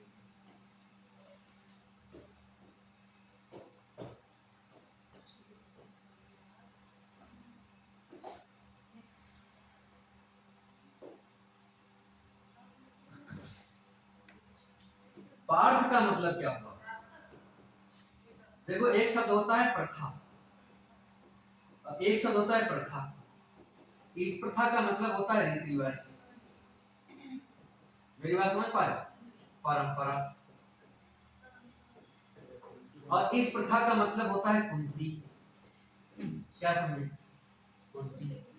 और इसी प्रथा, इस प्रथा में एक संस्कृत का प्रत्यय होता है अण प्रत्यय। यदि वो जोड़ देंगे, अब वो जुड़ करके नियम क्या है बनने का वो तो देखो नहीं बताएंगे, वो संस्कृत का मामला है, ठीक है। लेकिन प्रथा में अण प्रत्यय जोड़ेंगे तो ये सब बन जाता है पार्थ। क्या बन जाता है, पार्थ। और पार्थ का मतलब होता है प्रथा के पुत्र। और प्रथा कौन है, ये बात याद रखो, प्रथा का मतलब कुंती होता है और ये प्रथा दूसरी चीज है। इन दोनों में अंतर भी जानना बहुत जरूरी है। ये प्रथा का मतलब रीति रिवाज परंपरा है, इस प्रथा का मतलब होता है कुंती। और इस प्रथा शब्द में ही क्या कहते हैं, प्रत्यय जोड़ेंगे पार्थ बन जाएगा, ठीक है। और पार्थ बन जाएगा, इसका मतलब होगा कुंती के पुत्र।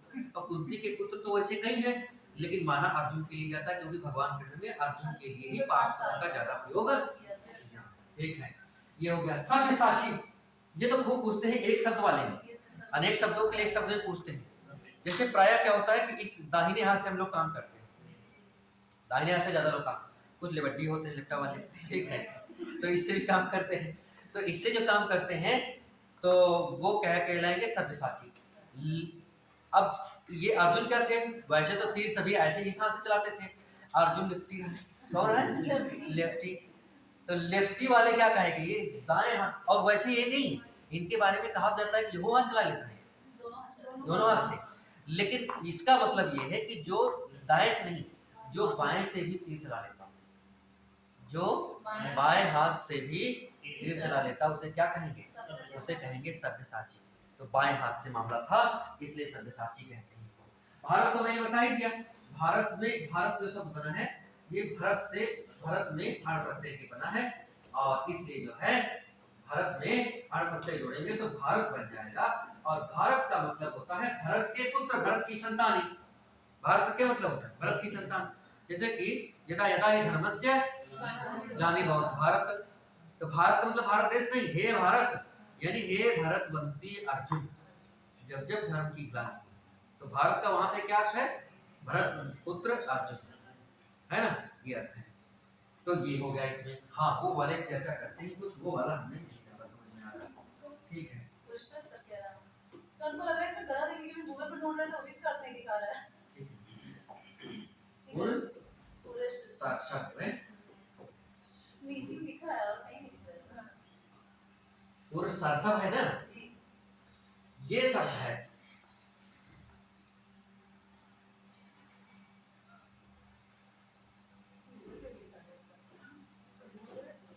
यदि हमको ये कर रहे हैं पुरुष प्लस ऋषभ, तुषार में लिखा है तुषार पे लिखा है।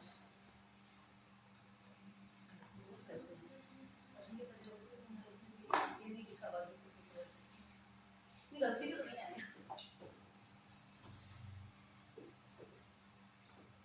ये मुझे ध्यान नहीं लग रहा, मुझे ये ज्ञात नहीं है। इसको मैं कल जब भी अगले दिन आऊंगा तब, ठीक है। फिलहाल में इसको मैं देख, ऐसे कोई अंदाज में कोई बात कहना, ऐसे मतलब संधि के आधार पे कहीं किसी व्याख्या के आधार पे, जैसे दिमाग संधि या समास के आधार पे इसका कोई व्याख्या हो सकती थी, तो मैंने वो सोचने का प्रयास किया, तो वही पुरुष के आधार पे हो सकती है, लेकिन आगे वाला संधि नहीं बन रहा है, ये भी तो है, आगे वाला भी शब्द मिलना चाहिए, तो इसलिए हमको कुछ सही नहीं लग रहा है। परुष,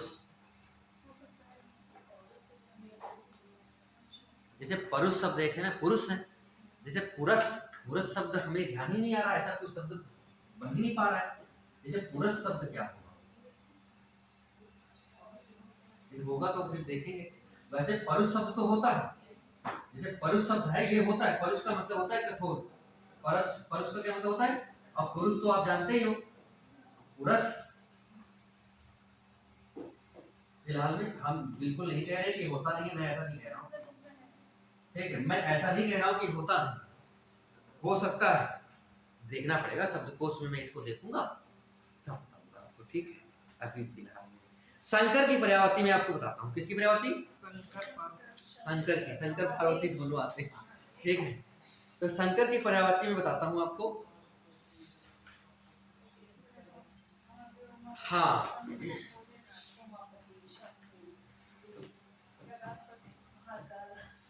महाकाल, ये सही है। चंद्रशेखर, क्या मैं पहले लिखा मैंने? चंद्रशेखर, चंद्रमौली, चंद्रमौली, और चंद्र आशुतोष, या क्या बोला था आपने भी? आशुतोष हो गया, नीलकंठ हो गया,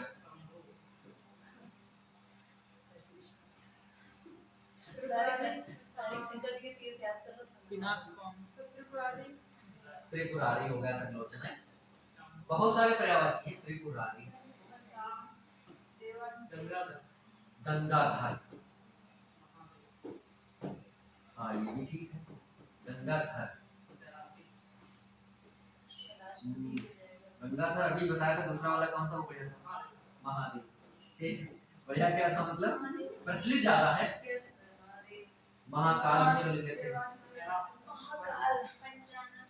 पंचानन चतुरानन, है ना, पंचानन, कैलाशपति, हाँ अभी गिरजापति तो छूट ही गया था ना,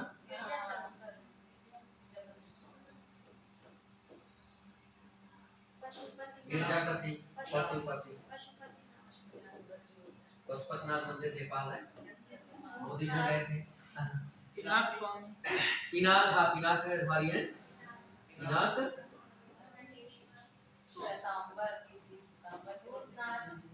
हाँ भूतनाथ, ठीक है। गोलम, गोलम है, गोलम है, क्या बोला तुम्हारी? सब कंसारी करते हो, कंसारी करते हो, कंसारी, त्रिलोचन, से आरती में वर्ड आता है ना, त्रिपुरारी, कंसारी, इस तरह से। कंस और प्लस अरि, कंस का दुश्मन कौन है? कंस को किसने मारा? कृष्ण जी ने। हाँ तो कर्ण हो गया इसका अर्थ। मतलब शिव जी की आरती में आता है ना, आता है सतीद्वारी कंसारी गरमालाधारी वर्ड आता है तभी तो पूछा हमने अरे फिर वो दूसरे पर्यायवाची ले लेते हैं, लेकिन पर्याय प्रचलित है सब वही कंसारी तो कन्नड़ के लिए कंस के है ना। पिनाकधारी हो गया। और कुछ प्रचलित में बताइए कुछ और। तो नीलकंठ होता, त्रिलोचन आशुतोष हो गया है। हो गया।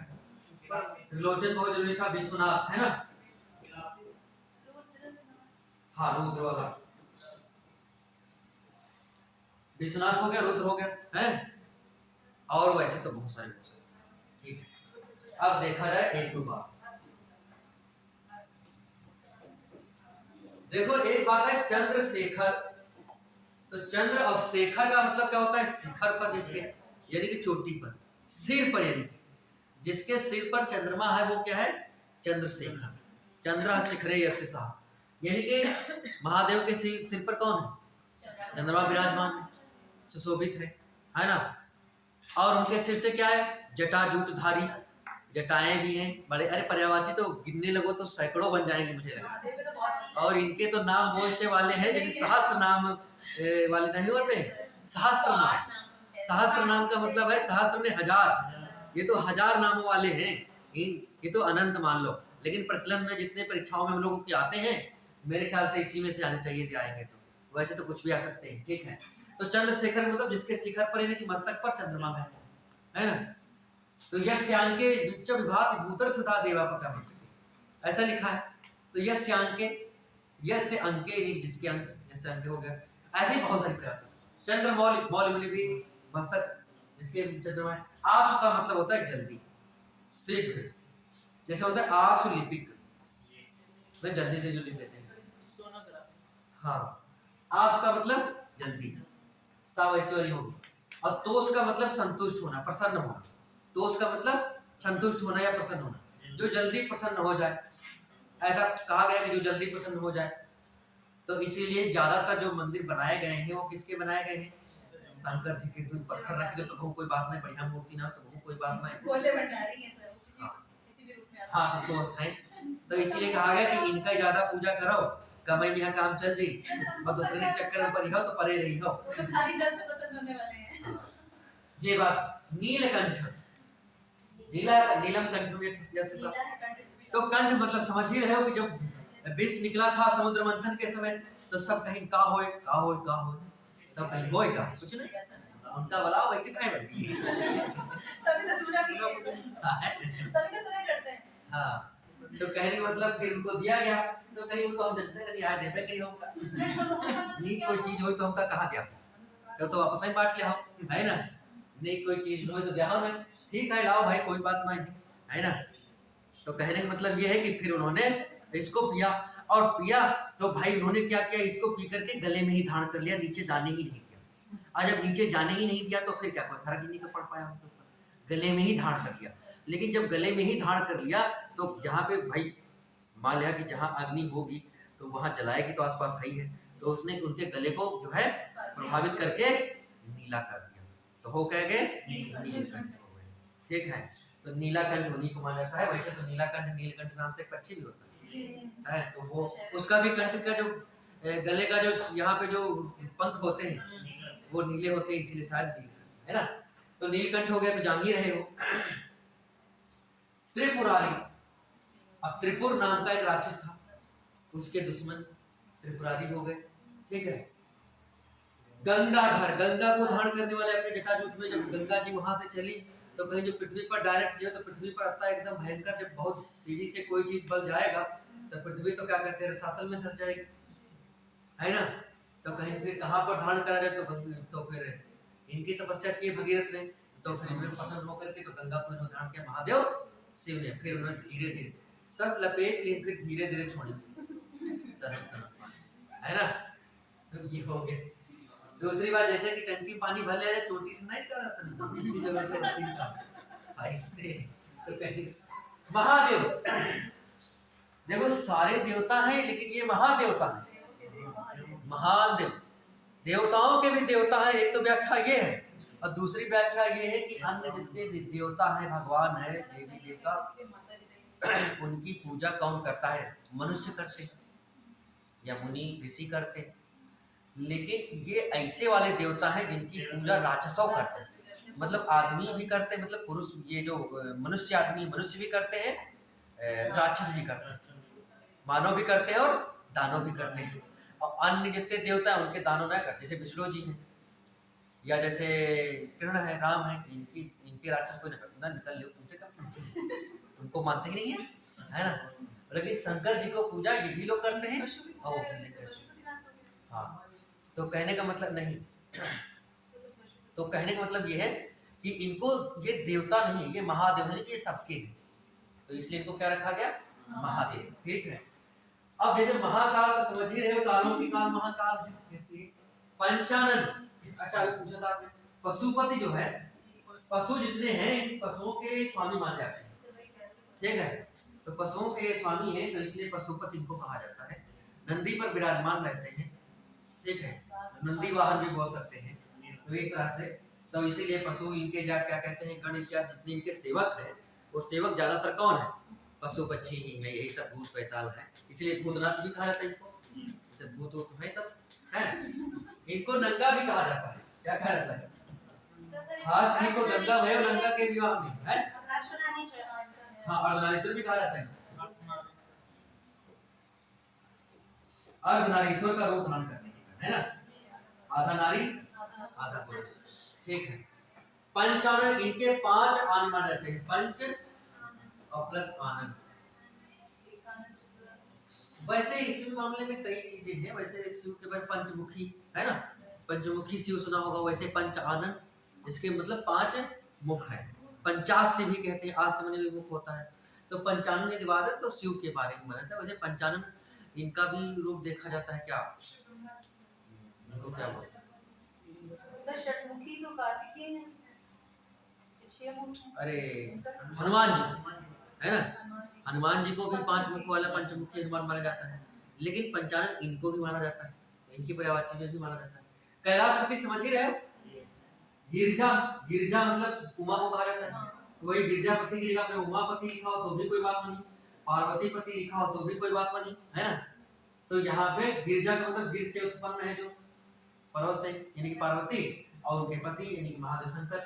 पिनाकधारी, पिनाक अभी बताया ही गया था, मतलब बात हुई भी थी कि पिनाक उनके धनुष का नाम है, धारी में धारण करने वाले। ये भूत का मतलब होता है प्राणी, जितने भी प्राणी हैं सभी भूत। ठीक है, वैसे तो माना यह जाता है कि जो प्राणी बीत गए वो भूत हो गए। तो वो सब भूतों के स्वामी कौन है? ये भूतों के स्वामी वैसे गणेश जी को भी माना जाता है। और जो समझ लो वैसे समझ लो गणेश जी, जैसे एक डॉक्टर साहब हैं तो उन डॉक्टर साहब के लड़के भी डॉक्टरी करते हैं, है ना। हाँ, तो वैसे मान लियो कि असली भूतनाथ कौन है? शंकर जी है, और उनके लड़के क्या है? गणेश जी। तो गणेश जी का देख लेते हैं वैसा, तो उनको भी भूत है। भूत गणादि सेवितम कवित है ना। त्रिलोचन जानते हो, जिसके 3 नेत्र हैं। विश्वनाथ, विश्वनाथ भी कहा जाता है इनको, विश्व के नाथ समझकर, विश्व के स्वामी, है ना। तो ऐसे बहुत सारे पर शंकर का मतलब सम करोति से शंकर, सम माने होता है कल्याण, कर्म ने करने वाला, कल्याण को करने वाले वो शंकर है। ठीक है, तो पर्यायवाची तो बहुत सारी होती है। ठीक है, तो यहाँ पे बात ये हो गया कि ये सारे जो पर्यायवाची हैं, ये ऐसी पर्यायवाची हैं कि जो आपको पहले से मालूम है। शंभू का मतलब क्या होता है? शंभू इन्हीं की पर्यायवाची, ये भी यहाँ सही है ना। शंभू तो लिखा जाना चाहिए ना जरूर। तो शांत शेखर, हाँ, शशांक मणि चंद्रमा और शेखर मणि शेखर, ये सिर है ना। भू मने होना, असम मने कल्याण, यानी कि जिनसे कल्याण हो जाता है, जिनसे कल्याण हो जाए वो होंगे शंभू, है ना। और बहुत सारी पर्यायवाची आप जान ही रहे हैं। तो यहाँ आम की पर्यायवाची लिखी है। आम की पर्यायवाची होती है रसाल, सहकार, ये 2 बहुत प्रसिद्ध, सौरभ, आम्र, रसाल, सहकार, और क्या कहते हैं कि सौरभ, अति सौरभ भी बोलते हैं। पिक बंधु, पिक माने होता है कोयल, पिक माने क्या होता है? कोयल।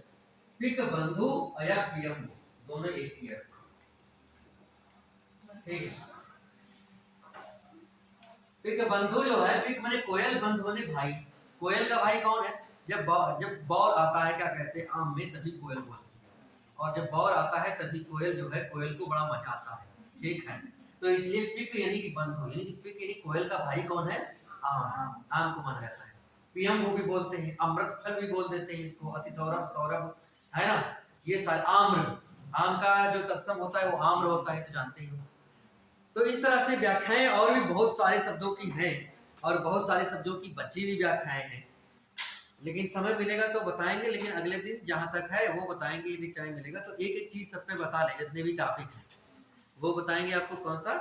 तत्सम तद्भव पे उसके कुछ जुगाड़ होते हैं ना, कुछ ट्रिक होते हैं, 100% नहीं होते लेकिन थोड़े होते हैं, तो वो हम बताएंगे अगले दिन, ठीक है। और इसकी मैं सोच रहा हूँ कि जल्दी जल्दी मैं सभी 6 में से एक दे चुका हूँ, मैं 5 टॉपिक के मैं शब्द लिख डालूं। शब्दों को मैं ढूंढ ढूंढ के लिख रहा हूँ, जो मैंने इसमें लिखा है ना, सरल वाले मैंने लिखा ही नहीं। जैसे महादेव लिखना है, महाकाल लिखना है, या इसमें क्या लिखना है कि शंभु लिखना है, ये मैंने लिखा ही नहीं। जो कठिन कठिन है वो लिखे मैंने, तो ऐसा मैंने किया है। तो जल्दी से जल्दी मिल जाएगा, और मैं कोशिश करूंगा कि आपका टाइम ज़्यादा वेस्ट हो, 10 तारीख तक जरूर मिल